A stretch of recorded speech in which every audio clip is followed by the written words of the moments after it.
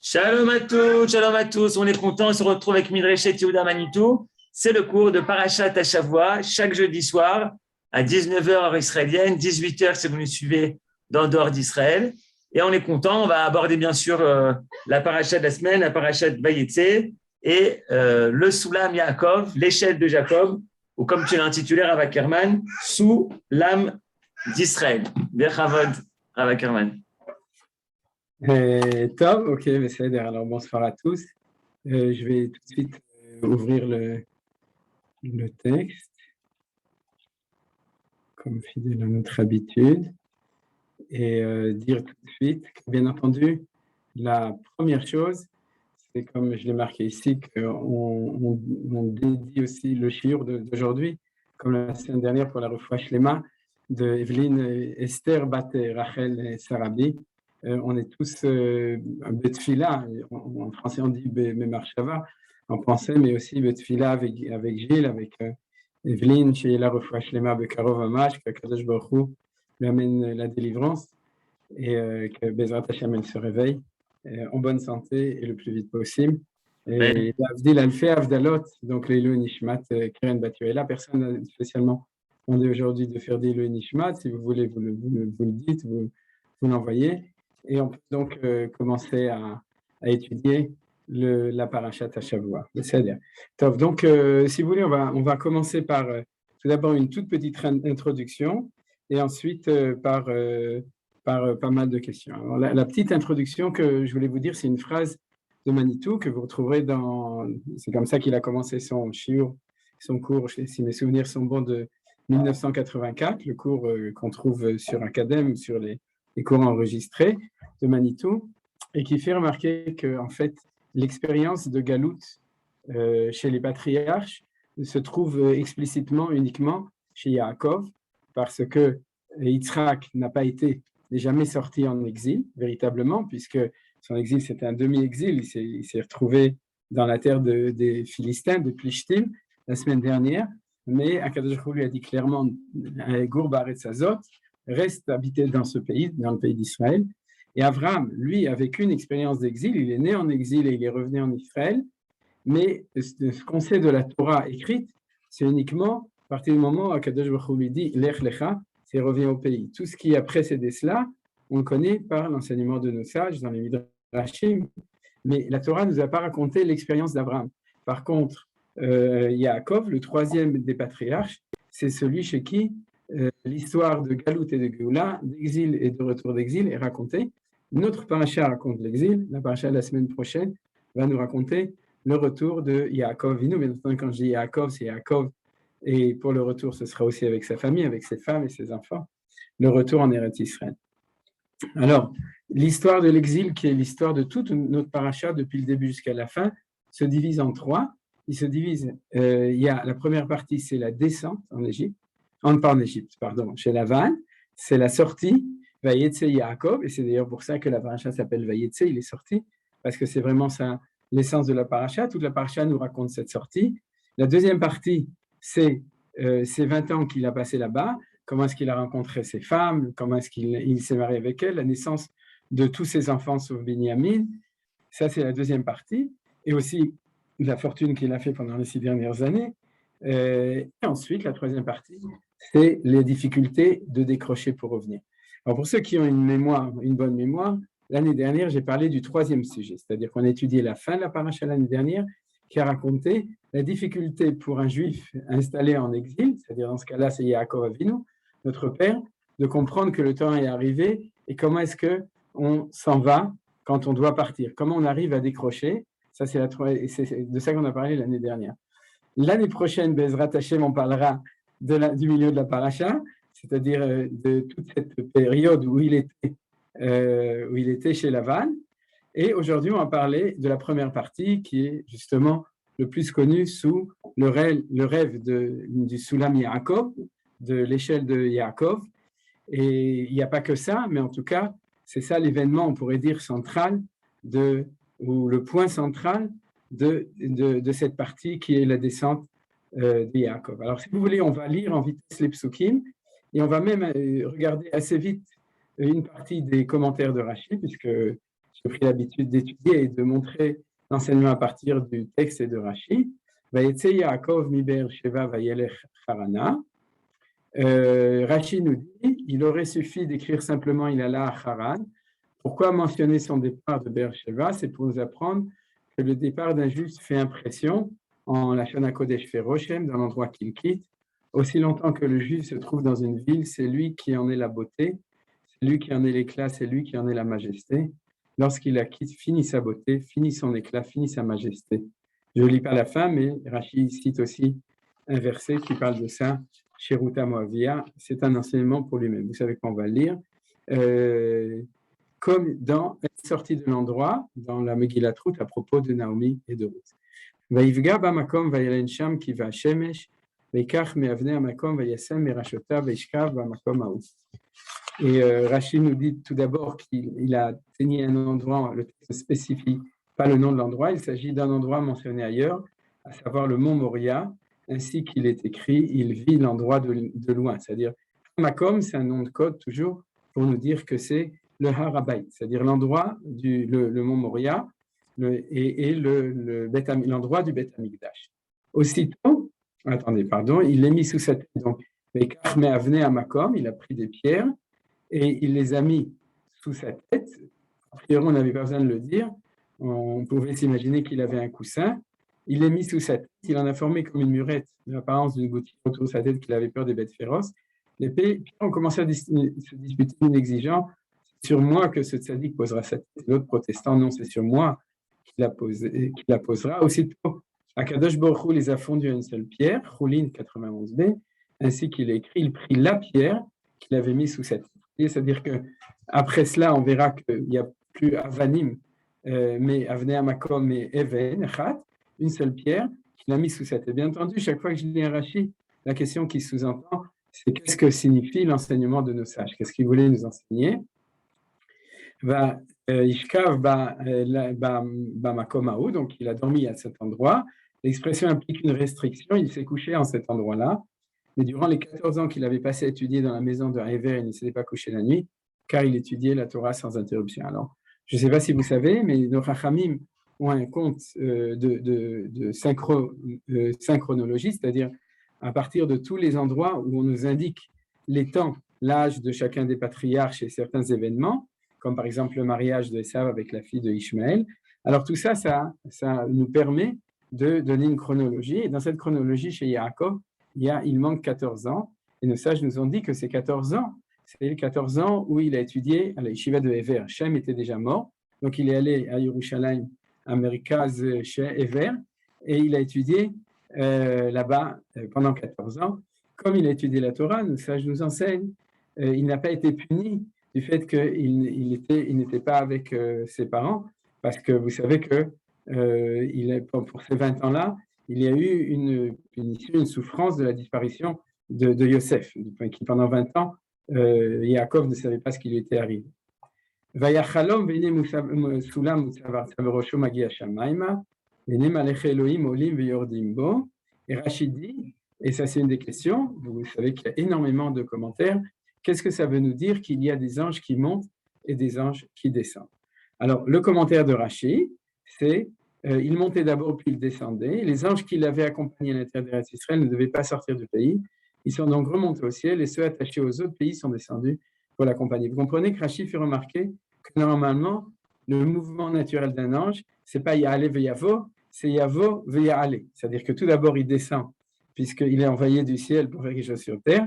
Une fois qu'il a rempli sa mission, il retourne dans le ciel. Et ici, dans l'échelle de Yaakov, on voit que le mouvement est inversé. Malaché Elohim, Olim, Ve'yordimbo. Donc, ils font vraiment Ya'ale Ve'yavo. Et donc, Rachid nous explique que s'ils font de cette manière-là, c'est que, et c'est un très beau commentaire donc, du Midrash, c'est que c'était deux sortes d'anges différents. Il y avait les anges qui l'avaient accompagné jusqu'à maintenant, qui parlaient en ivrite, qui remontaient en Israël, et ceux qui avaient un passeport français, qui sont redescendus pour l'accompagner à partir de maintenant chez Lavan. C'est-à-dire, donc, c'est pour ça qu'il y a marqué Olim Ve'yordimbo dans l'autre sens. Veine Adonai nitzavala vayomar, ani Adonai Elohe avicha, Avraham avicha ve'Elohe Yitzchak, haaretz asher ata shochev alea, lecha et nena ulezarecha. Rachid nous dit, arrête sa chair attache sur Chevaléa, c'est aussi une expression bizarre, c'est la terre sur laquelle tu dors, je vais te la donner à tes ancêtres. Ça veut dire que nos ancêtres ont reçu 4 coudées de là où Yaakov a dormi. Ce n'est pas assez pour mettre plusieurs millions de Juifs avec Anirbou. Et donc, Rachid dit, le Saint béni soit-il, a rassemblé sous lui le sol de toute Eretz Israël, lui suggérant ainsi que ses enfants le conquéreraient avec autant de facilité qu'une parcelle de 4 coudées, dimension qui représente la place occupée par un homme couché ou même debout aussi, c'est-à-dire c'est l'espace qui appartient à chaque personne. Donc, Akadosh Baruch Hu, il a comprimé, il a plié toute la terre d'Eretz Israël et il l'a mis comme matelas sous Yaakov Avinu. C'est là-dessus qu'il a dormi cette nuit-là, et c'est pour ça qu'il lui dit, le lit sur lequel tu dors, c'est en fait, c'est tout Eretz Israël. On continue. Vous voyez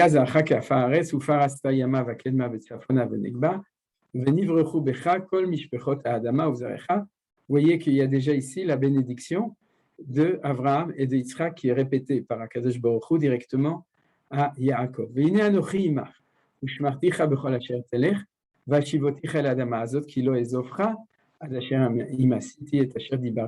c'est le contrat de Akadosh Baruch Hu lorsqu'il sort en exil, où il lui dit tout d'abord protection dans l'exil et promesse de retour en Israël. Ce n'est pas peu important, c'est même très important. C'est-à-dire que ce contrat, nous aussi on l'a eu pendant 2000 ans, on savait qu'Akadosh Baruch Hu imar, c'est-à-dire qu'il nous a gardés et qu'en plus de ça, il a promis qu'il ne nous abandonnerait pas jusqu'à ce qu'il nous ramène.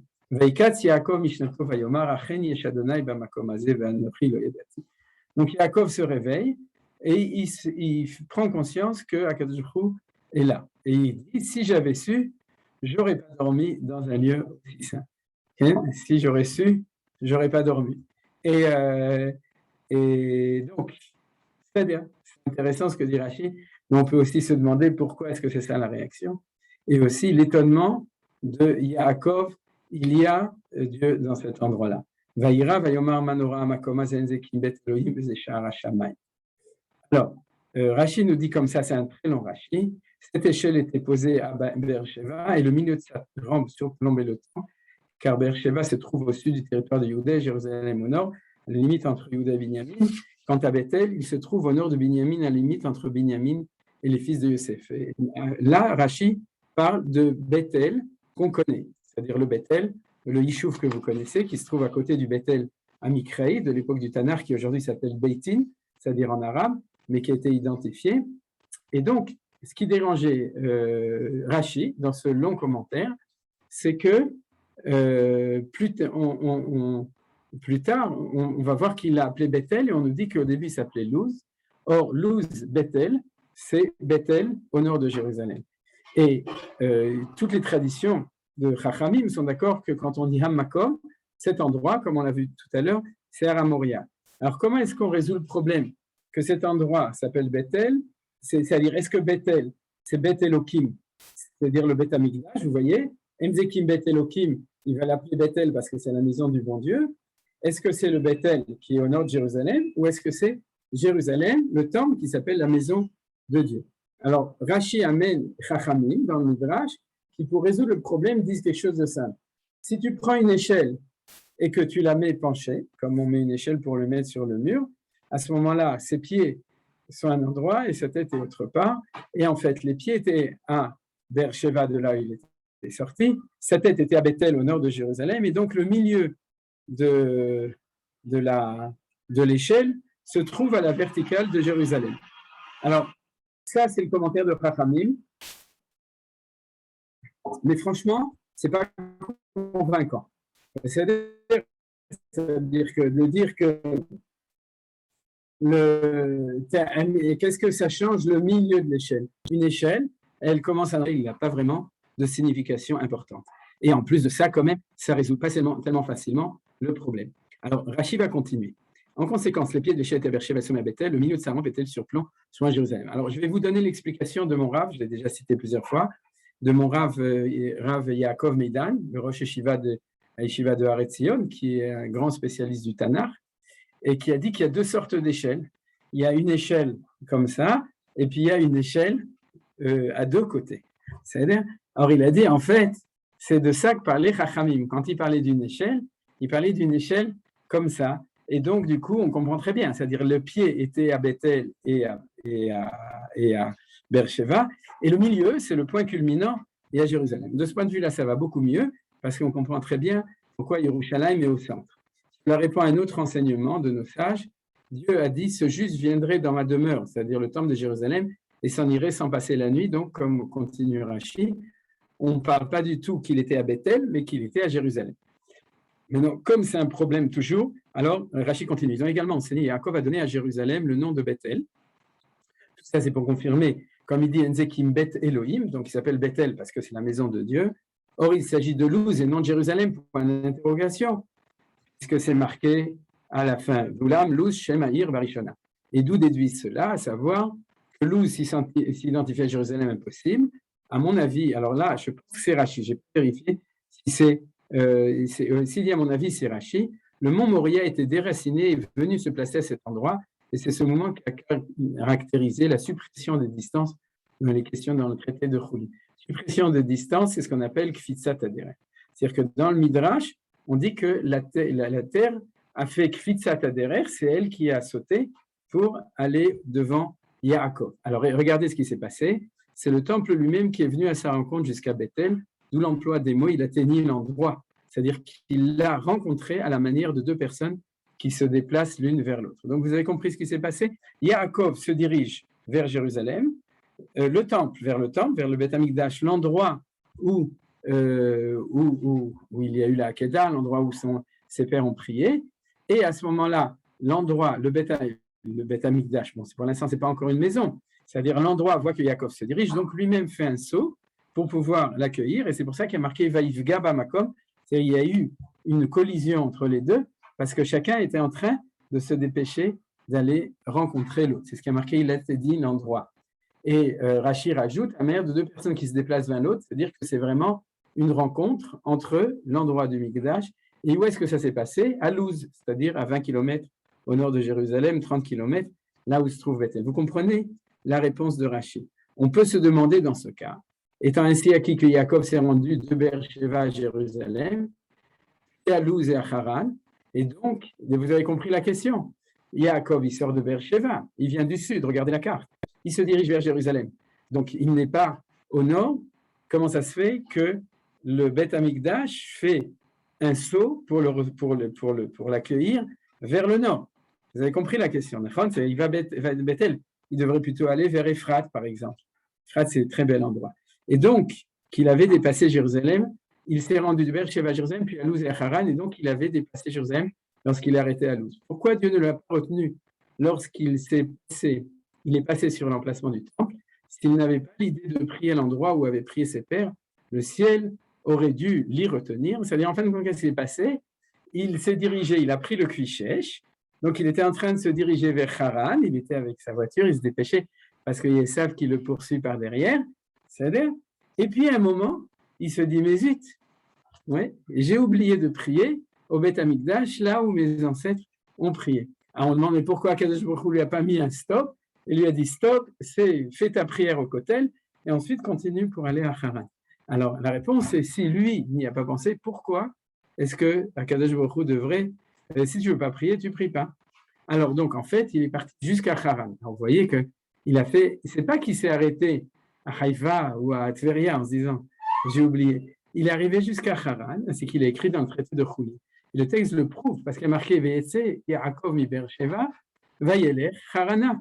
C'est-à-dire que si vous traduisez, Yaakov sort de Beersheva et il va à Haran. Donc il est arrivé à Haran. Et après, il a toute l'histoire du rêve de l'échelle. Il s'est dit, comment se peut-il que je sois passé par l'endroit Bethel, maintenant on parle du temple, où a prié mon père sans y prier moi-même? Et alors, il a alors décidé de faire demi-tour. Il était déjà revenu à Bethel lorsque les distances ont été supprimées. Vous avez compris? C'est-à-dire que vu qu'il a fait cet effort, lui, de faire un retour, de revenir pour pouvoir prier, alors Akadosh Baruch Hu a dit, je ne vais pas t'obliger de venir, je vais t'amener le temple jusqu'à Bethel. C'est-à-dire, vous avez compris maintenant tout ce commentaire global qui, dans le Pshat et le Midrash, essaie d'expliquer cette difficulté du double nom de Bethel, Bethel Jérusalem ou Bethel Luz, c'est-à-dire au nord de Jérusalem. וישכם יעקב בבוקר ויקח את האבן אשר שם ראש ותבשם אותה מצבה ויצוק שמן על ראשה. Donc, vous voyez qu'ici, on parle d'une pierre, ha-even. La pierre, c'est le Midrash qui avait dit que toutes les pierres étaient devenues une seule pierre. Mais Krashema Makoma ou Bethel, Voulam Shemaï, Luz Shemaï la Rishona, c'est le passage qui faisait difficulté pour Rashi à propos de Luz. Et on parle toujours de Hamakom, Hamakom, Hamakom. Vous vous souvenez? C'est-à-dire que ça, c'est justement, ça prouve que c'est le mot Moria parce que c'est un nom code, le Hamakom. Et il l'appelle Bethel. Donc, on parle maintenant, non pas de la ville de Bethel, mais du temple. Vaïdar Yaakov Neder les morts, Imi Elohim Imadim, Shmarani Baderech Hazeh, Asher Anochi Oleh. Natan li lechem lechol ou beged lilbosh, veshafti beshalom el betavi, vaya Adonai li l'Elohim. Rashi fait remarquer, je n'ai pas remarqué dans le passage 20, que Yaakov reprend la promesse de Akadosh Baruch Hu. Alors, pourquoi il la reprend? Puisque Dieu lui a dit, parce que il la transforme en Neder. Neder, c'est un vœu. C'est-à-dire, il lui dit, si tu remplis ta promesse, alors moi aussi, je fais une promesse. Un Neder, je fais un vœu. Donc, c'est pour ça qu'il reprend. C'est pas qu'il n'a pas confiance en Dieu. Il a dit, il reprend le contrat. Tu t'es engagé à ça, à ça, à ça. Et donc, du coup, moi, je rajoute en bas, moi, je vais m'engager à quelque chose. Donc, Veshafti Beshalom El Betavi, ça fait partie de l'engagement de Dieu. Et Hachem Lil Elokim.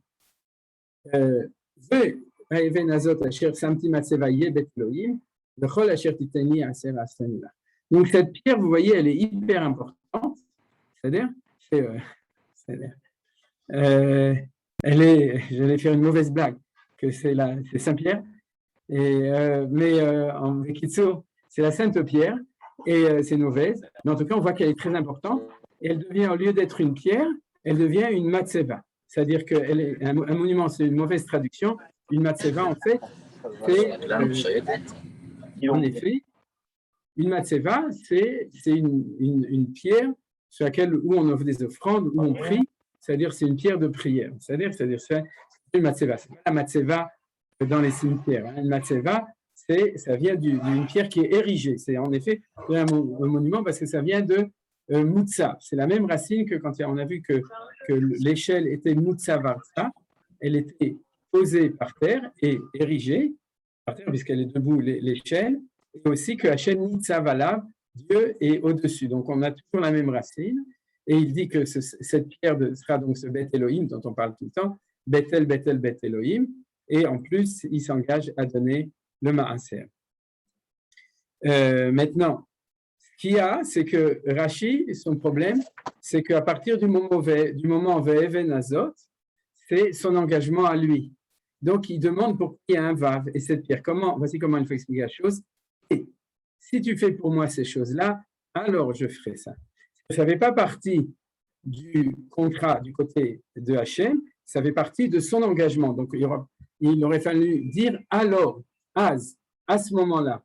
Et Rachid dit en effet, bien que c'est un Vav qui a l'air d'être la suite de ce qui est avant, ce n'est pas la suite qui est avant de manière normale, puisque c'est si, alors. C'est ce que dit Rachid, alors je ferai ça. Vous voyez, c'est le mot alors qui est important dans ce cas-là, pour montrer que c'est comme ça qui est le Vav. Mais il faut quand même se demander comment ça se fait qu'il y a un Vav ici, et Rachid dit, cette pierre que j'ai érigée en monument, d'après le Targum, sur elle je servirai Dieu, et c'est ce qu'il a fait au retour de Padan Aram, lorsque Dieu lui a dit, lève-toi, monte à Bethel, le texte ajoute, Yaakov érigea un monument, il fit couler dessus une libation. C'est-à-dire qu'il cite les psukim, tout d'abord à la fin de la paracha, où Dieu lui dit, Koum ale Bethel, lève-toi et refais ton alia pour retourner Bethel, et accomplis ton éder, puisqu'il a dit, tu avais oublié, mais tu avais un éder, ça fait 20 ans que tu l'as fait.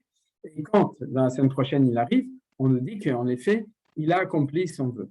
Donc, le vœu, c'est un vœu religieux. Je reviendrai en Israël, c'est promis, je reviens, j'irai à Jérusalem, cette pierre deviendra la pierre angulaire ou la pierre centrale du Beth Amikdash, Even Ashtia, la pierre de sang, et en plus, elle deviendra la maison de Dieu. Mais du coup, qu'est-ce que ça veut dire Vaya Hashem Lil Elokim? Vous comprenez? C'est-à-dire, la question, c'est est-ce que ça fait partie des conditions qu'il a, que Dieu dont Dieu s'est engagé et que ça fait partie des conditions du vœu ou l'accomplissement d'un vœu? C'est-à-dire, ça fait partie des si ou bien du alors. Alors, pour Rashi, ça fait partie des conditions. et Hachem, ce qui est un petit peu difficile, c'est-à-dire que, mais c'est difficile dans tous les sens. Si tu dis, à ce moment-là, Dieu sera pour moi un Dieu, ça veut dire que jusqu'à ce moment-là, Dieu n'était pas pour toi un Dieu, donc Rachid ne pouvait pas accepter ça. Alors c'est pour ça qu'il va dire que ça fait partie des conditions. Puisse-t-on reposer sur moi du début à la fin, puisse-t-on jamais trouver de toi dans ma descendance, comme il a dit, ce que je t'ai dit, cette promesse, Dieu l'a fait à Abraham, et ce qu'il a écrit à faire pour toi, Elohim, pour ta descendance après toi. C'est-à-dire qu'il dit comme ça, si je reviens en paix à la maison, et que j'ai avec moi toute ma descendance qui est aussi liée avec toi, Kadosh Baruch Hu, c'est-à-dire j'ai une bonne famille qui sont tous religieux, qui sont tous liés avec toi, à ce moment-là, ça fait partie des conditions. Tu m'as promis que tu ne m'abandonneras pas, mais pas seulement moi, ma descendance aussi. Alors si je reviens avec tout cela, alors j'irai à Jérusalem accomplir mon vœu.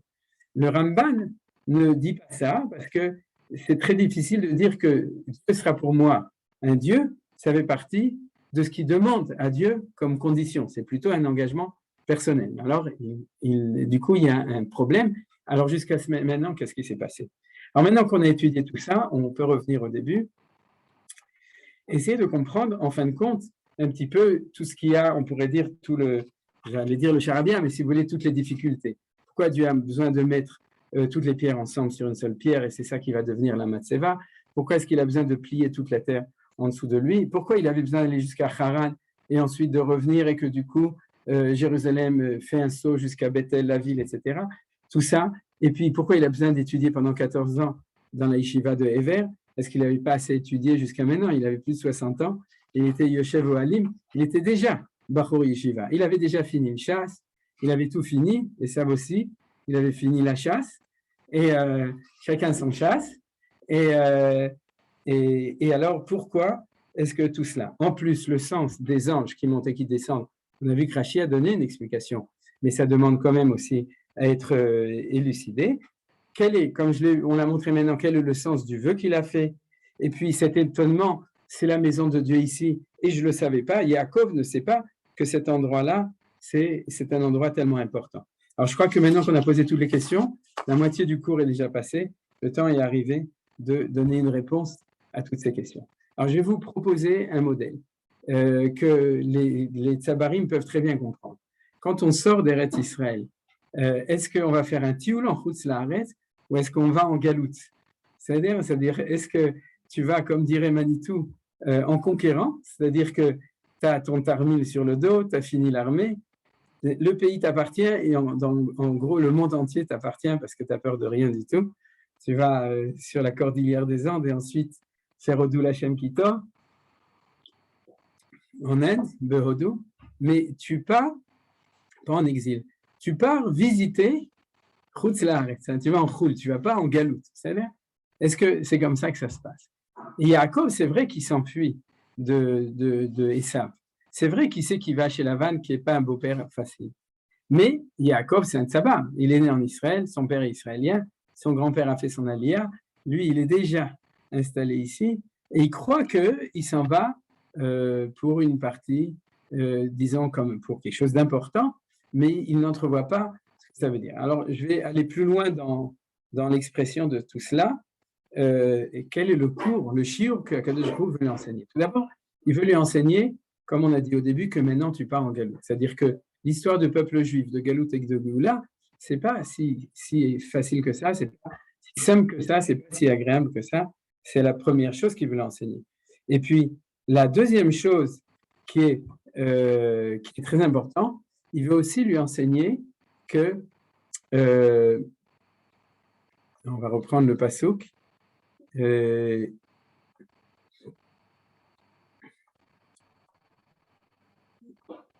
comme il dit, voilà, c'est-à-dire qu'il veut aussi lui enseigner un enseignement qui est très important, c'est la centralité de la terre d'Eretz Israël.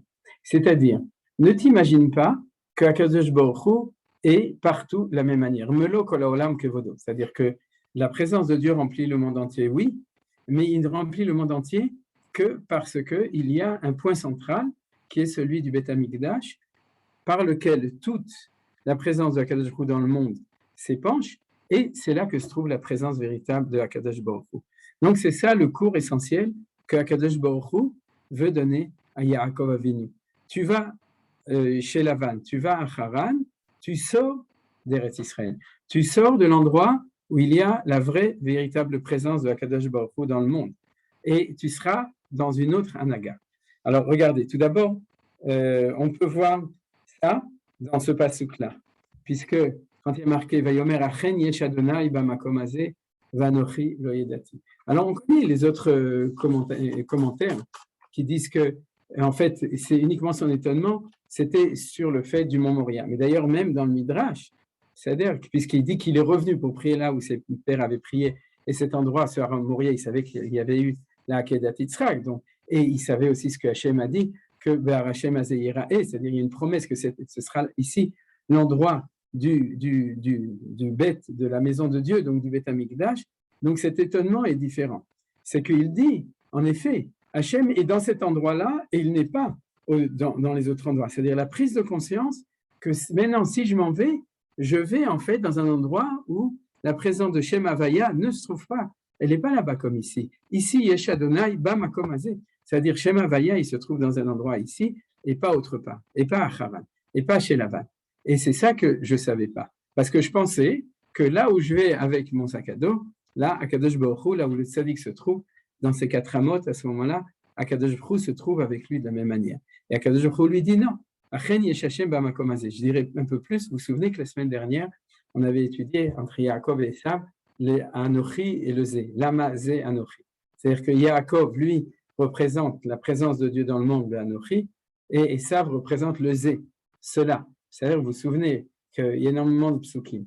Alors, il dit, c'est-à-dire, je ne savais pas que l'endroit du Anochi, c'est ici. Anochi, je croyais jusqu'à maintenant, avec toutes mes années d'études chez Shem Ve'ever et chez Yitzhak et chez Abraham, que je savais où était le Anochi. Et c'est qu'aujourd'hui, où je prends conscience que l'Anochi n'étant pas dans le monde entier, mais se trouvant uniquement dans la maison de Hachem, c'est-à-dire dans le Beth Amikdash, donc jusqu'à maintenant, Keilou, Lo Yadati et Anochi. Je ne connaissais pas vraiment le nom de Akadosh Baruch Hu qui est celui-là. Et je vais reprendre, pour mieux expliquer cela, un enseignement très beau du Maharal au début de Netzach Israël. Vous connaissez le livre du Maharal qui parle justement de l'exil de Rome et de la Géoula après, qui s'appelle le livre de Netzach Israël. Et dans le livre de Netzach Israël, dans le premier chapitre, le Maharal parle de la différence entre la Galoute et la Géoula. Il fait remarquer que le mot Gala, c'est-à-dire partir en exil Galoute, c'est-à-dire le verbe Gala, et le verbe Gaal, qui veut dire la Géoula, sont des verbes qui se ressemblent énormément. Pourquoi ils se ressemblent énormément? Parce que le Gal se trouve dans les deux, et la différence, c'est qu'il y a un Aleph ou un Hey, et aussi l'endroit. Le Aleph est au milieu, alors que là, il est en dehors du Gal. C'est-à-dire, il est en dehors. Il explique comme ça, selon les enseignements généraux du Maharal. C'est qu'il dit que le Hey, là, deux fois, il signifie le 5. La première fois par valeur numérique, vous savez que Hey, le Hey, c'est 5, la valeur numérique de 5, mais il dit aussi au niveau de sa forme. C'est-à-dire que le Hey, c'est un Dalet avec un point à l'intérieur du Dalet. Et ce Dalet, c'est les 4 directions cardinales où, aujourd'hui, l'axe X et l'axe Y, si vous voulez, de l'espace, de la Terre. Vous avez toute la géographie qui se trouve dans le Dalet. Comme on dit, Vekabetzenu Yachad, Me'arba Kanfot Aretz Le'artzenu. Et ce Hey, c'est ce point qui est au milieu, c'est le centre de gravité, c'est ce point central. Maintenant, la galoute, c'est de sortir dans les 4 directions, c'est-à-dire de sortir de ce point central. C'est-à-dire, et la Géoula, c'est quoi? Alors, c'est pour ça que le Hey est à l'extérieur aussi. La Géoula, lorsqu'on ramène ça et qu'on ramène tous les exilés. Alors, le Maharal nous dit, c'est pour ça que la valeur numérique du Aleph, c'est 1. C'est-à-dire qu'on prend les 4 points cardinaux et on ramène tout au point central. Mais on peut rajouter aussi que si vous regardez la forme du Aleph, en gros, c'est un peu comme le X. C'est-à-dire qu'il y a les 4 directions qui sont tous un peu au centre, centralisés au point central du Aleph. Alors donc, ça veut dire quoi? Et ça, on l'a mis à l'intérieur du Gaal. C'est-à-dire que le passage de Gala à Gaal, qui est un passage qui est subtil, parce qu'il y a des gens qui pensent qu'ils sont en Gaal alors qu'ils sont en Gala, il y a des gens qui pensent qu'ils sont au Gala à l'Olympia alors qu'ils devraient être ici dans le Gaal. Et en tout cas, c'est ça que le Maharal nous enseigne. Alors, pour reprendre dans notre enseignement à nous, ce qu'on a vu aujourd'hui, c'est exactement ça qu'on étudie pour l'instant. C'est-à-dire que, en fait, on pourrait dire les choses comme ça. Si tu n'as pas ton centre de gravité et que tu pars en exil, tu es fichu. Vous comprenez? C'est-à-dire que si tu ne sais pas, tous les jours, 3 fois par jour, c'est-à-dire si on avait perdu la mémoire du fait que, où qu'on soit, dispersé de par le monde, on savait qu'on était toujours dispersé autour d'un point central, qui était le Bet Elohim, qui c'était cet endroit-là du Kodesh HaKodashim, qui est celui de l'échelle, qui est celui du lien entre le ciel et la terre, qui est le cordon ombilical qui lie Akadosh Baruch Hu avec le monde, et qu'il n'y a pas d'autre endroit de liaison entre l'infini, entre Akadosh Baruch Hu et le monde. C'est de ça qu'on parle, de l'âme de Jacob qui était Tahat Kisei Hakavod, sous l'âme d'Israël, c'est-à-dire que en fin de compte, il est là-haut, et c'est Yaakov à Jérusalem, c'est au niveau du temple qu'il y a cette correspondance. Si tu n'as pas ce makom, et c'est pour ça que le mot hamakom est tellement important, du coup, vous comprenez, hamakom, hamakom, hamakom, non, melo kol haolam kevodo, il y a partout. Là où un juif fait des mitzvot, ou là où un homme fait des bonnes actions, Dieu réside à cet endroit. Non, c'est vrai, mais seulement c'est vrai relativement. Ce n'est possible, en tout cas pour le peuple juif et pour l'univers entier. Parce que Manitou dit que l'univers, au moment de la Palaga, de la tour de Babel, a vécu l'éclatement de son exil à lui. C'est-à-dire que le monde entier est en exil, mais il est en exil avec cette centralité de Jérusalem et du Beth Amikdash. Et si celle-là existe en tant que centre de gravité, alors il y a un rationnel à la possibilité d'être disséminé dans les 4 coins de la terre, Rabakan Fotaretz, parce qu'il y a ce point central qui sait qu'un jour on passera de Gala à Gaal, c'est-à-dire du rassemblement de tout ça. Et ce n'est que comme ça que Yaakov Avinu peut partir en exil. Alors où est-ce que j'ai vu cette chose-là? C'est dans l'idée de Rashi. C'est-à-dire que quand Rashi dit à mon avis, vous voyez ici, qu'est-ce qu'il dit à mon avis? Il dit à mon avis, Yaakov Avinu, il est allé jusqu'à Haran, il est revenu. On voyait que c'est critique. C'est-à-dire, est-ce que Yaakov Avinu rencontre Jérusalem en venant de Haran ou il rencontre Jérusalem en venant de Beersheba? C'est-à-dire, il est en chemin. En fait, il le rencontre en venant de Haran. C'est-à-dire qu'il est allé jusqu'à là-bas, et jusqu'à là-bas, il s'est rendu compte que malgré toutes les années qu'il avait étudié la Torah chez Shem Ve'ever, il ne savait pas où était le Hanochi. Il croyait que Hanochi était avec lui là et que tout se passerait comme sur des roulettes. Et Dieu lui dit, mais pas du tout. Là-bas, c'est l'exil. Là-bas, Dieu est en exil. Shrinta begaluta, la Shrina en exil. C'est ici que se trouve. Donc, tu dois revenir pour prier. Et c'est pas moi qui dois te le dire, c'est toi qui dois t'en rendre compte. Et quand tu le fais, alors confirmation, alors Yerushalayim, le Beth Amikdash, fait un saut pour le rencontrer, pour lui dire que ça, c'est un mouvement qui est important. Si on se demande au niveau de l'histoire, à quoi ça correspond dans l'histoire, je vous donne une opinion auquel j'ai pensé, et qui correspond à un très bel enseignement du Rav Kook. C'est que tout ça, ça correspond à l'époque du deuxième temple. C'est-à-dire que dès la destruction du premier temple, la Shrina est partie, on était parti en Babylone, en exil. Alors Babylone, c'est comme Haran. Et puis, le peuple juif a pris conscience après cet exil qu'en fin de compte, il n'était pas prêt à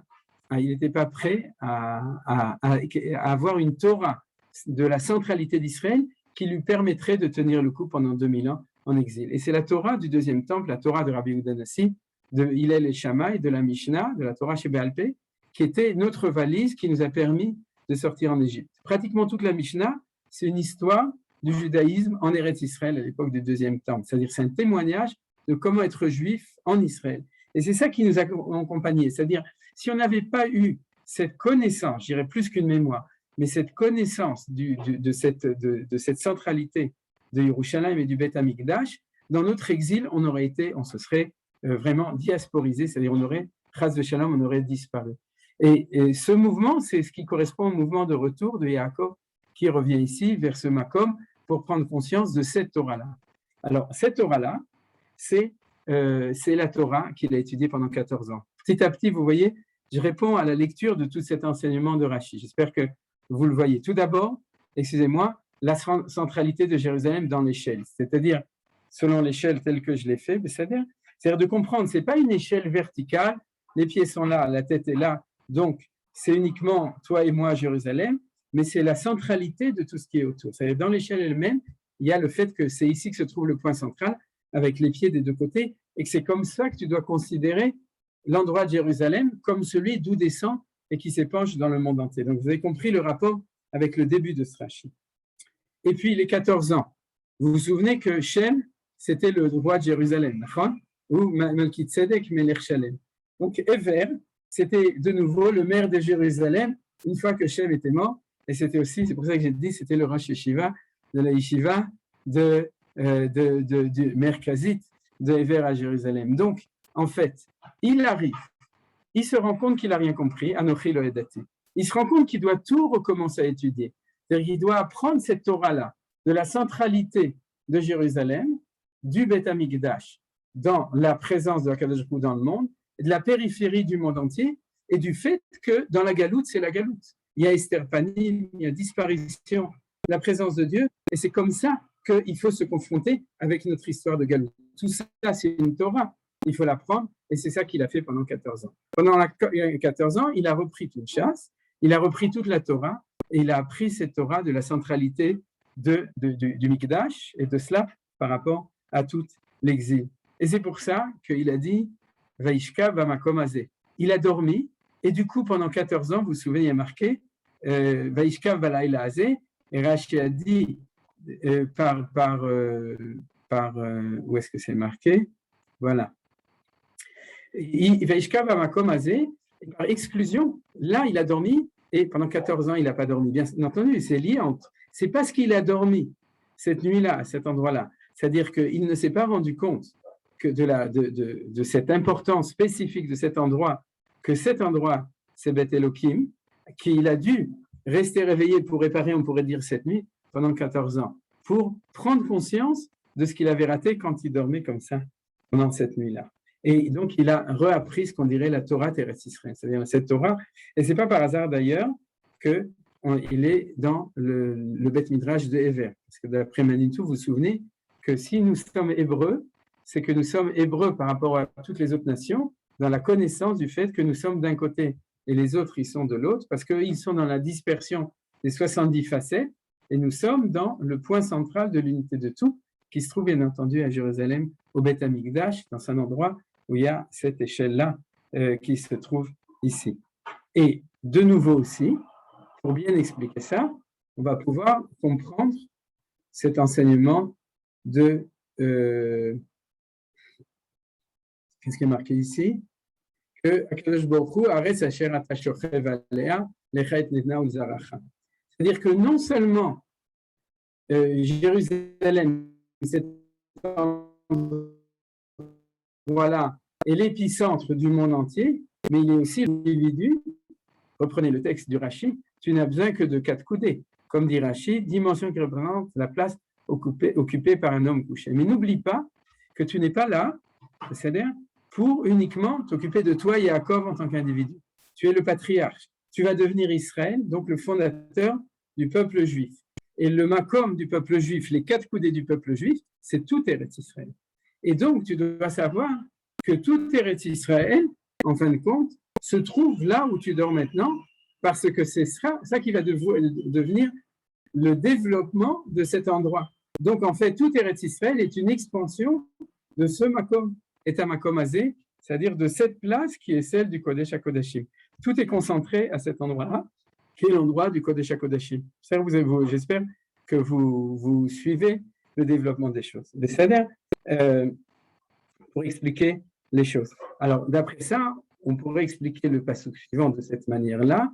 Vaya zaracha ke'afa haaretz ufarasta yama vakedma vesafona vanegba venivrechu becha kol mishpechot adama uzaracha. Ce ufarasta, c'est pas seulement que tu vas pouvoir conquérir le pays d'Israël. C'est cette expérience de l'exil.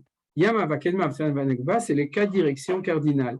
Et Dieu lui dit, il y aura des temps dans l'histoire où tu seras en diaspora. Diaspora éclatement ou farasta. Vous comprenez, on peut le dire comme ça, on peut dire comme ça. C'est pas par hasard que c'est les Chabad qui chantent ou farasta ou farasta, parce que dans leur compréhension des choses, cette centralité, elle est toujours dans un Ufarasta dans le monde entier. Ça, il y a un Bet Chabad dans chaque endroit dans le monde, mais on peut dire que c'est ça ce que lui dit Akadosh Baruch Hu.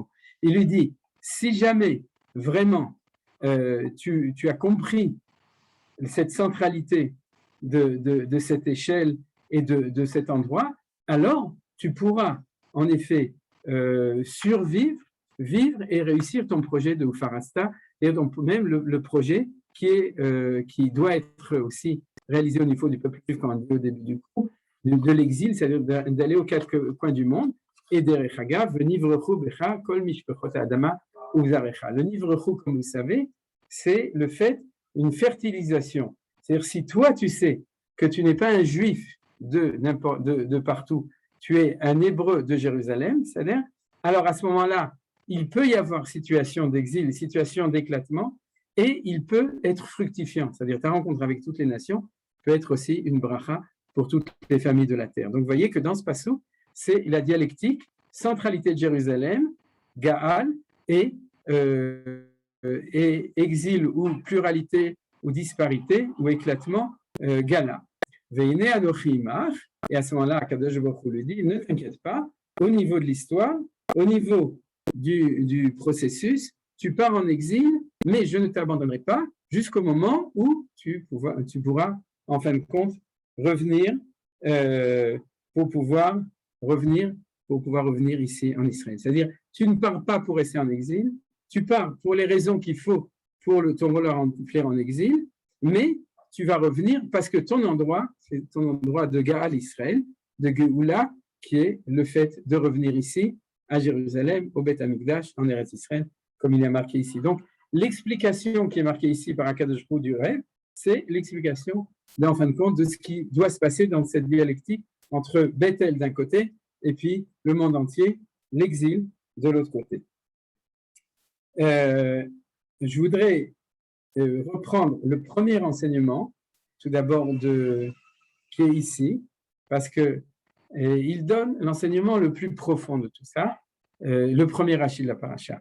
Ce premier Rashi, Manitou aussi nous l'expliquait, il fait partie des enseignements ésotériques de Rashi, c'est-à-dire qu'il montre que Rashi n'enseignait pas uniquement un pshat dans la Torah, ni un midrash, mais aussi les secrets de la Torah. Pourquoi?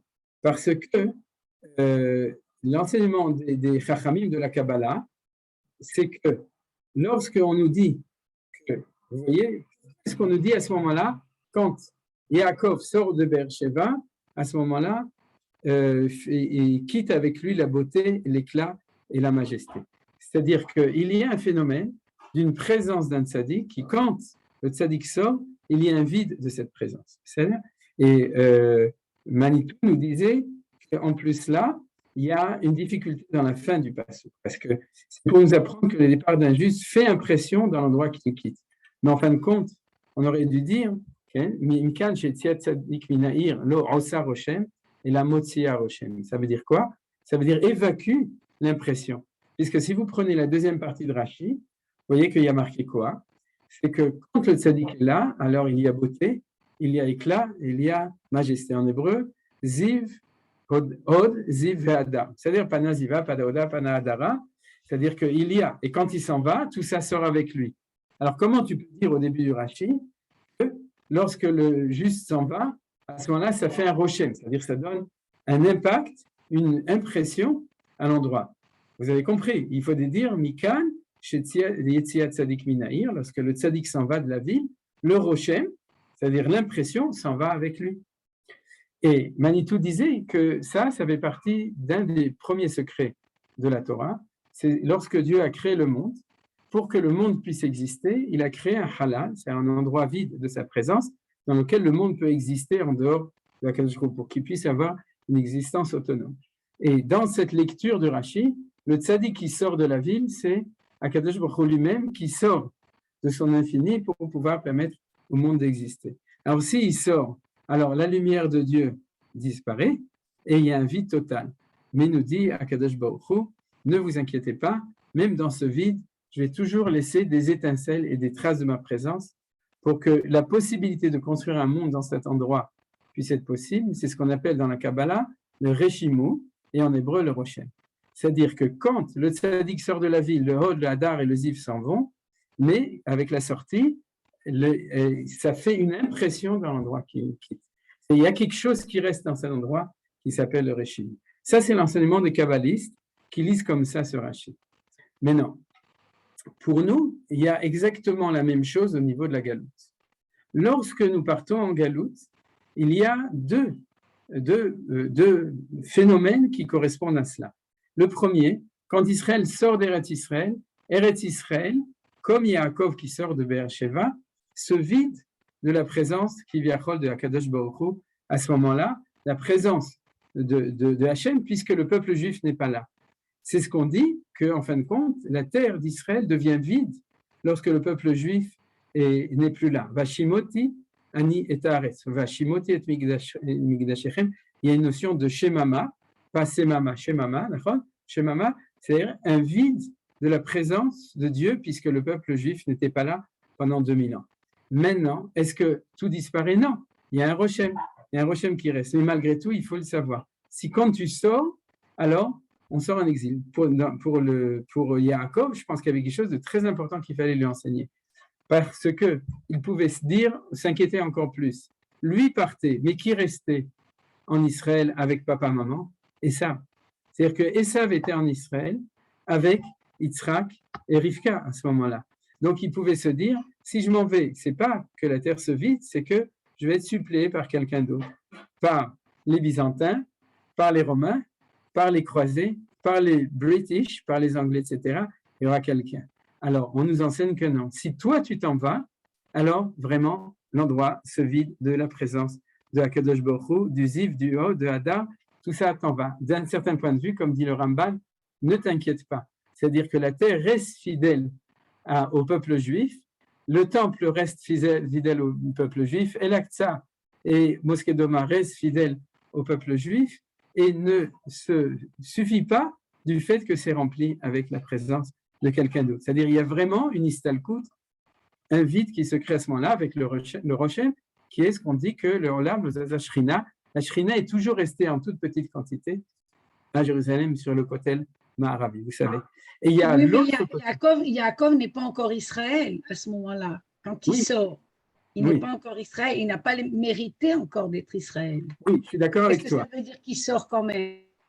Oui, mais il n'a pas encore, c'est ce qu'on apprend dans tout le progrès du projet.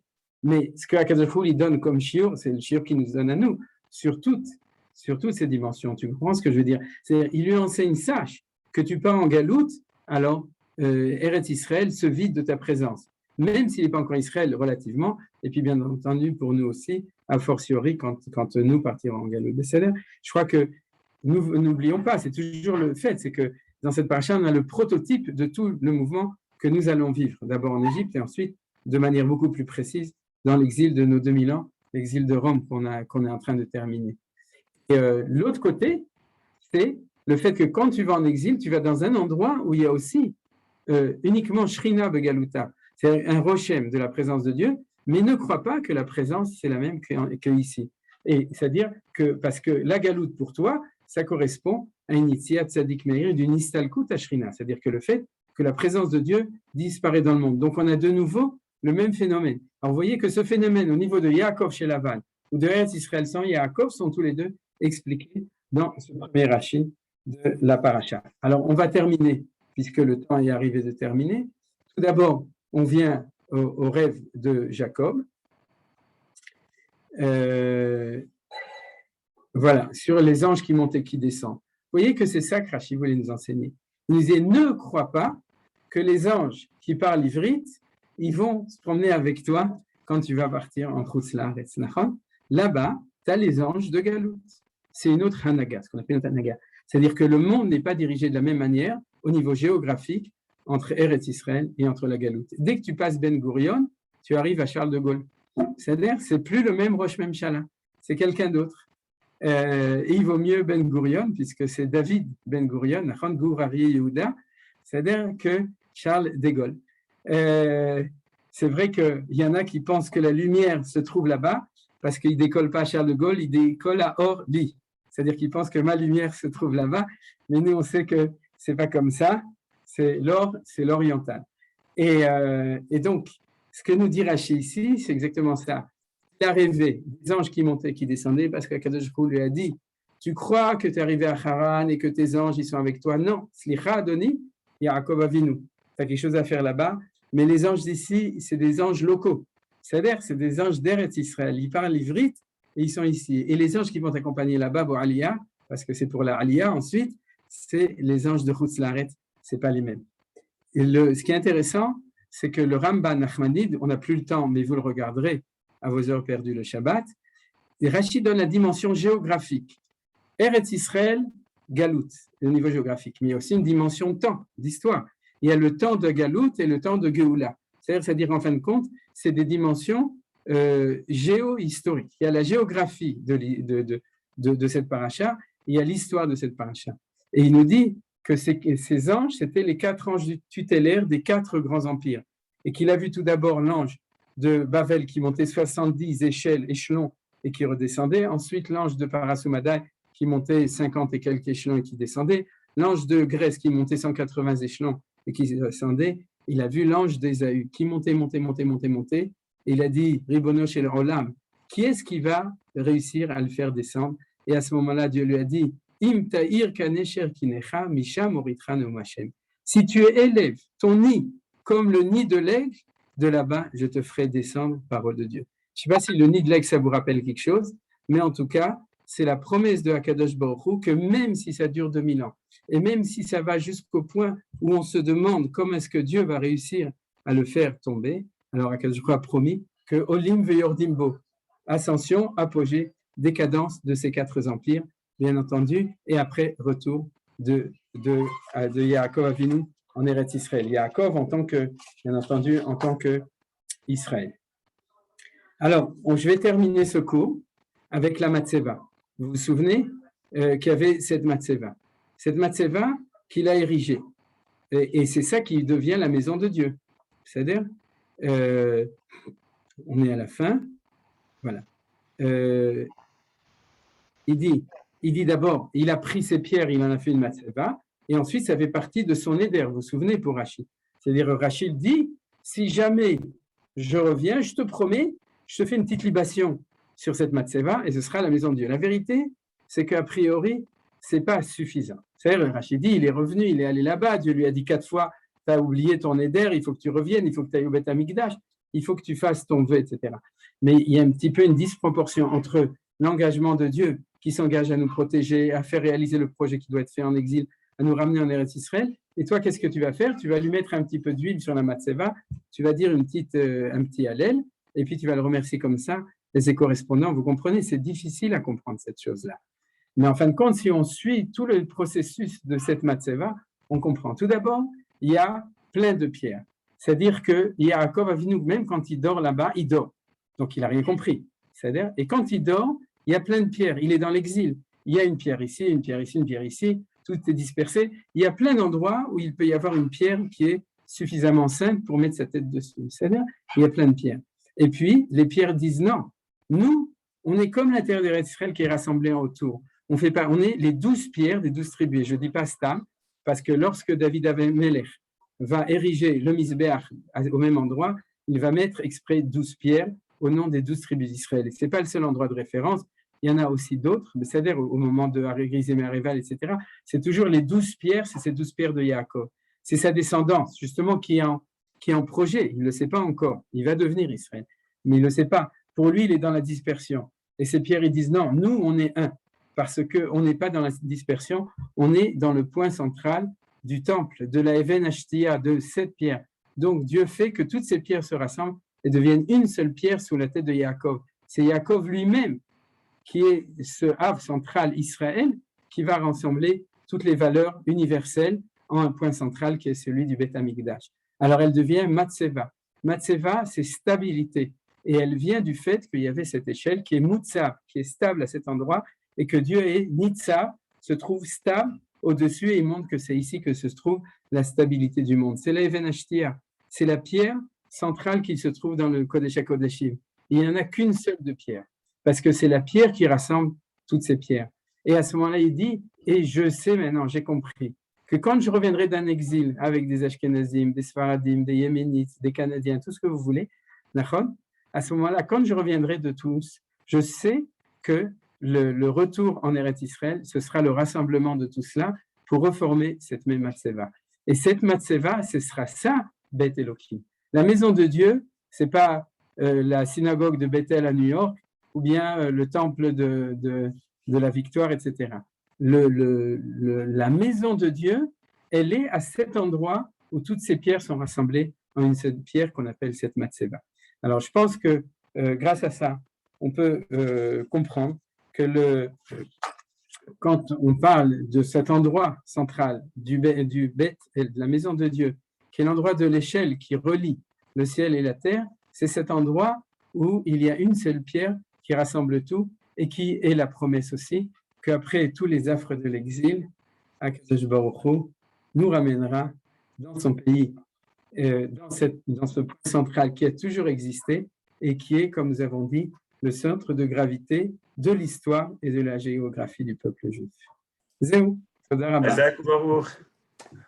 Toda Rabba, Rav Ackerman. Shalom. Rav Ackerman, אפשר לשאול שאלה? On peut te poser une question? בשמחה רבה. Pas long, pas long. Tu dis que le rêve, en fait, est une erreur de la part de Jacob qui n'a pas compris qu'il fallait pas que c'était pas un rêve et que c'était une réalité. Or, on a beaucoup de fois le problème avec le rêve. On a les bnei, c'est moi qui fais ce bruit? Non. On voit les bnei Israël, par exemple, Matan Torah, qui vont dormir et qui ne vont pas se réveiller pour Matan Torah. Donc, il faut voir, maintenant, j'ai lu un texte de Rambam par hasard et puis il dit, en fait, toute la discussion de Akadosh Baruch Hu avec le Ben Hadad, c'est toujours Benevoa, Zotomeret Beshena. Et tu me dis maintenant que 14 ans, il n'a pas dormi parce qu'il n'avait pas compris que ce jour-là, il fallait qu'il reste réveillé. Je ne comprends pas. Oui, d'accord. C'est une bonne question, je me la suis posée aussi. C'est-à-dire qu'en fait… Tu as donné la réponse, alors j'écoute. Non, je vais dire, c'est-à-dire qu'on a bien vu le Rashi qui dit si j'avais su, je n'aurais pas dormi. C'est-à-dire, Veishka va makomaou, nos sages ont dit, il y a deux choses. Par exemple, si on prend de manière précise dans la prophétie, vous vous souvenez qu'il y a la prophétie de Samuel, de Shmuel. Il y a marqué Shmuel shochev be'echal Hashem asher sham Aaron Elokim. C'est-à-dire qu'il y a marqué que Shmuel dormait dans le Kodesh HaKodeshim, là où était l'Arche Sainte. Et les commentaires, Rashi, Radak et bien entendu Chachamim, se sont éveillés à ça. C'était impensable que Shmuel pouvait dormir là-bas. Mais il y a marqué shochev. Shochev, ça veut dire il était allongé. Et en fait, on explique qu'il était allongé. C'est le commentaire, il était allongé dans sa chambre, mais toute sa pensée était focalisée dans les Chalachem, à chercher un Elohim, parce qu'il attendait la prophétie. Et au niveau du tzaddik de Yaakov, c'est ça le reproche. C'est-à-dire que tu as fait le retour, tu es revenu jusqu'à là. Ayak fitzata derer. Le temple est venu pour te etc. Et tu es fatigué et tu vas dormir pour faire des beaux rêves, pas pour rêver de Dieu. C'est-à-dire que Bediévé, Dieu lui a rentré ce rêve à l'intérieur d'un sommeil léthargique, c'est-à-dire d'un sommeil de quelqu'un qui ne veut pas encore précisément. C'est-à-dire, gérer les choses, c'est un peu comme Yona, c'est-à-dire que Yaakov Avinu revient pour prier, mais il est encore à Haran, c'est-à-dire il n'est pas encore là. Et il faut qu'Akadosh Baruch Hu rentre dans son sommeil pour lui dire, t'as rien compris. Le rêve qu'il a eu, c'est un rêve prophétique qui lui a dit, tu dormais pas, tu as trop dormi, c'est-à-dire tu t'es enfui, enfin quand tu es enfui à Haran, et même quand tu reviens ici que tu veux prier, tu as fait Arvi, et puis maintenant tu dors quelques heures comme il faut, confortablement dans ton sac de couchage, et dis à Kadosh Baruch Hu, je vais pas te laisser dormir tranquillement, parce que ça peut pas se passer comme ça. Tu veux pas, on pourrait dire plus que ça. L'exil, c'est la nuit, et l'exil, c'est le sommeil, mais c'est pas le sommeil prophétique, c'est le sommeil de la torpeur du Esther Panim, de la disparition. Et c'est ça le sommeil de Jacob. Et c'est pour ça qu'il a dû, pendant 14 ans, réfléchir et comprendre comment est-ce qu'on dort pour que cette torpeur, ce ne soit pas une torpeur, mais ce soit Vaishkav, c'est-à-dire un sommeil qui t'accompagne. Et je pense que c'est dans ta question et dans le commentaire de Rachi qu'on peut trouver la réponse à ça. C'est-à-dire, il y a la différence entre celui qui ronfle et celui qui attend la prophétie. C'est-à-dire, voilà. Toi, bien fait, Maud. Ouais, je voudrais dire quelque chose. D'accord, Denis. En écoutant Michel et en t'écoutant, je vois que Even Zeotiot Nevoa, les navets. Oui, il a fait, mais alors vas-y, dis, continue. Mais non, c'est tout. Ouais. Je ne peux pas réfléchir trop longtemps quand même, il ne faut pas exagérer. Il ne faut pas exagérer. Mais d'un autre côté, ça nous fait beaucoup. Le nid de l'aigle, c'était le repère de Hitler, n'est-ce pas? C'est à ça que tu fais allusion. En fait, dans tout le cours, on peut comprendre qu'il y a une tellement grande différence entre la Galoute et Eretz Israël que même la Achana, elle est très très importante pour pouvoir aller en Galoute, pour revenir ensuite en Eretz Israël et pas se perdre en Galoute. Et la question se pose alors, maintenant qu'on est revenus, ceux qui sont revenus, toutes les mitzvot et toutes les achanot qu'il y avait en Galoute, qu'est-ce qu'elles valent en Eretz Israël? Où est la différence? Qu'est-ce qu'il faut faire de différent pour... On n'a pas encore de Beth Amikdash, ok? Je ne sais pas comment ça va se matérialiser, qu'est-ce qu'il y aura, mais on n'a pas de Shrina présente. Alors, qu'est-ce qu'on doit faire comme différence? Bon, il y a la Shemitah, Baruch Hashem. Mais est-ce qu'il y a d'autres choses? Est-ce qu'on continue avec les habitudes de la Galoute? Est-ce qu'on fait autre chose? Alors la réponse est que je vois qu'Yohan aussi il sourit parce qu'en fait on passe notre temps de faire des shurim que là-dessus. C'est un enseignement de Manitou, c'est un enseignement de Rav Kook, c'est-à-dire de réfléchir et de comprendre, d'apprendre et de comprendre. C'est ces 14 ans de Yaakov et de comprendre c'est quoi Torah Teretz Israël. Maintenant, vu que ça fait 2000 ans qu'on était en mémoire d'une Torah Teretz Israël possible, et la Torah messianique, même celle-là, n'avait pas encore été vraiment réalisée, même Beit Rishon, Beit Sheni. Si tu veux, c'est quelque chose qui est en dynamique de création. Mais absolument, c'est évident que le retour en Eretz Israël, c'est pas seulement le retour justement physique, c'est la reconstruction ou la réinvention d'une Torah, d'une nouvelle Torah qui est celle d'Eretz Israël. Alors, quand on dit l'invention ou la réinvention d'une nouvelle Torah, ça fait peur aux orthodoxes, bien entendu, parce que ça va être une nouvelle Torah, donc ça va être une réforme, etc. Donc, comment ça se passe? C'est pour ça que c'est des choses qui se font petit à petit et qui se font en se basant sur les racines de cette Torah, le continu de toute cette Torah de Galout et du Beit Rishon et du Beit Sheni et des Avot, etc. Il ne faut pas qu'il y ait de rupture. De fois, il y a une rupture. C'est-à-dire que Manitou, non, pas Manitou, Rav Kook l'explique tout le temps, c'est que le phénomène de Chiloni, du sionisme israélien qui est laïque, c'est-à-dire, c'est un phénomène de la souffrance du passage entre une ancienne et un nouveau. C'est-à-dire que ou tu réussis à le faire en continu parce que tu as assez de mérite pour pouvoir faire une évolution, ou il manque de mérite pour plein de raisons, entre autres ce qu'on a étudié l'année dernière sur Garamachet, c'est-à-dire la difficulté et le temps que ça prend de revenir, et puis la préparation effective, tu comprends? T'es scout, on t'envoie sur un truc, mais tu n'as pas de tente, tu n'as pas de chaussures, tu n'as pas de trucs, etc. Tu ne sais même pas comment on fait des nœuds, alors tu es bêtesard. Et donc, en fin de compte, les difficultés, ce n'est pas des difficultés d'une fin d'exil, ce n'est pas des difficultés d'un échec de la Géoula, c'est les difficultés du passage entre l'ancien régime et le nouveau régime. Donc, c'est ce que tu demandes. Alors, en effet, on est en train de rassembler les parcelles de tout ça, comme par exemple dans le cours que j'ai fait cette semaine sur la Shemitah, où le Rav Kook, pour reprendre que cette chose-là, il dit, c'est pas parce que tu vends la terre que tu es en régression. Tu vends la terre parce que dans le progrès pour y arriver, c'est comme un enfant, tu es obligé de lui tenir la main au début pour qu'il puisse marcher, et puis il faut lui mettre des couches, etc. C'est-à-dire qu'au début, c'est pas comme ce sera à la fin, il y a un truc. Donc, on vend la terre, mais c'est déjà le signe qu'on est revenu et qu'on est en train de reconstruire, comme tu dis, la Shemitah, un exemple. Le cours que j'ai fait sur le Harabait, c'est un autre exemple, etc.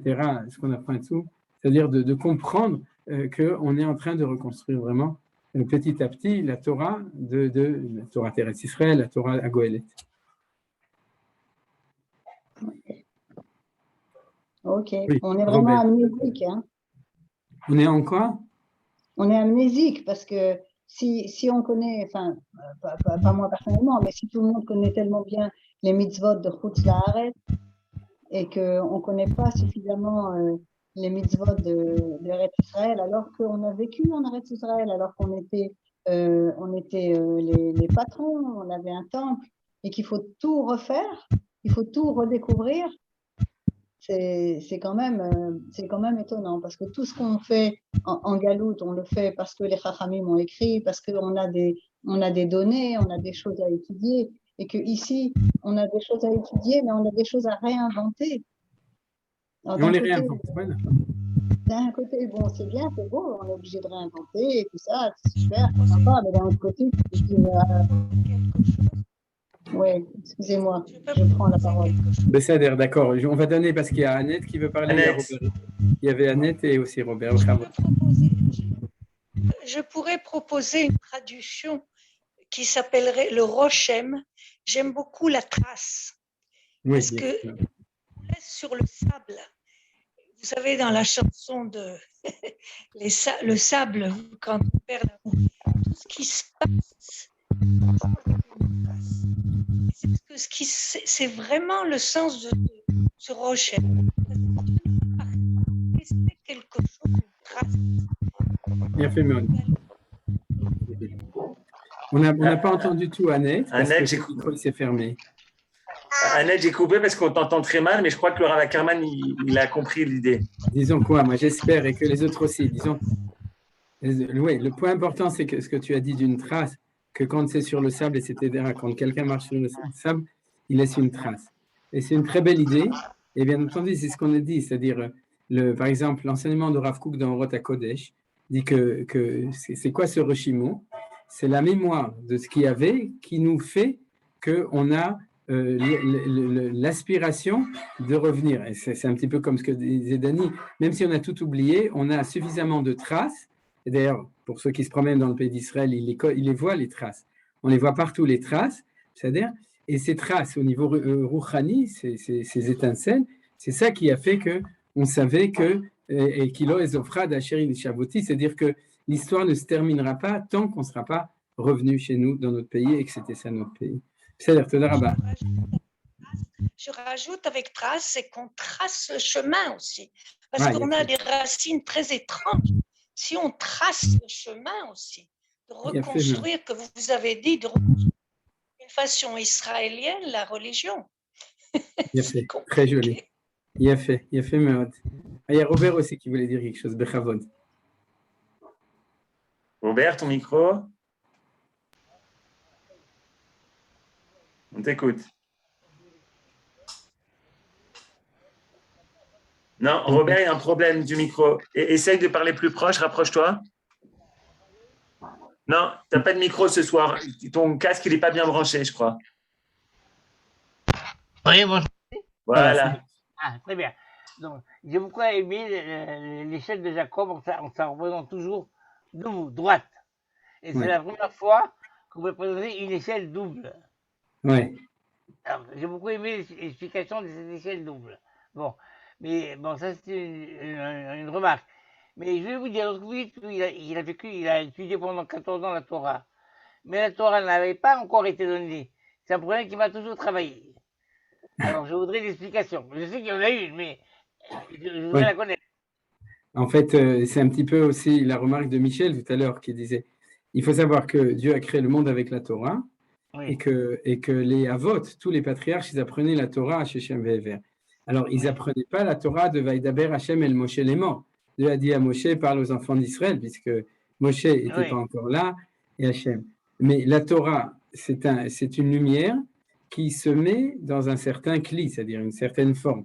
Au moment du don de la Torah dans le Sinaï, la forme qui était donnée, c'est celle, à un moment, à un endroit précis, du peuple d'Israël tel qu'il était, selon la volonté de Dieu et selon la liberté des patriarches et de leurs enfants qui ont fait que l'histoire jusqu'à ce moment-là sera comme ça. Et aussi selon la volonté de Dieu qui pense que c'est l'endroit optimal pour que la Torah soit donnée telle qu'elle est donnée.